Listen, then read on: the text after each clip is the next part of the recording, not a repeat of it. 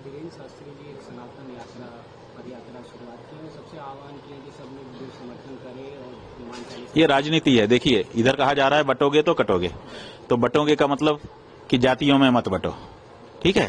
तो जातियों में ना बटे हिंदू जनता, एक मुश्त हमको वोट देती रहे, ये जो यहाँ के नेता की भावना है, उस भावना को जनता के बीच में ले जाने के लिए धीरेन्द्र शास्त्री को मोहरा बनाया गया।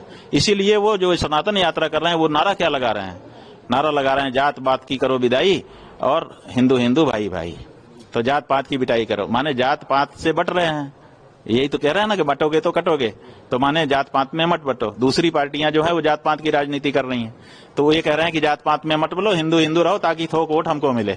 जात पात में जब बट जाते हो तो कुछ हिंदुओं का वोट हमको मिलता है, कुछ हिंदुओं का वोट उस पार्टी को मिल जाता है। तो ये जो नारा है ये कह रहा है कि आप जो है जात पात में मत बटो, थोक हिंदू वोट हमारी तरफ आने दो। अब इसी बात को पुख्ता करने के लिए वो सड़क पर उतरे हुए हैं। इसका मतलब कि राजनीतिक शक्ति के एजेंट के रूप में वो काम कर रहे हैं। और वो कह रहे हैं कि जात पात की करो विदाई और हिंदू हिंदू भाई भाई। अब हिंदू में तो जात ही होती है, हिंदू की पहचान क्या है? जैसे ही कहेगा कि आप कौन हो, आप कहेंगे हिंदू। अच्छा, कौन बिरादर हो? ब्राह्मण हो कि क्षत्रिय हो? यहीं से तो अपनी बातचीत शुरू होती है।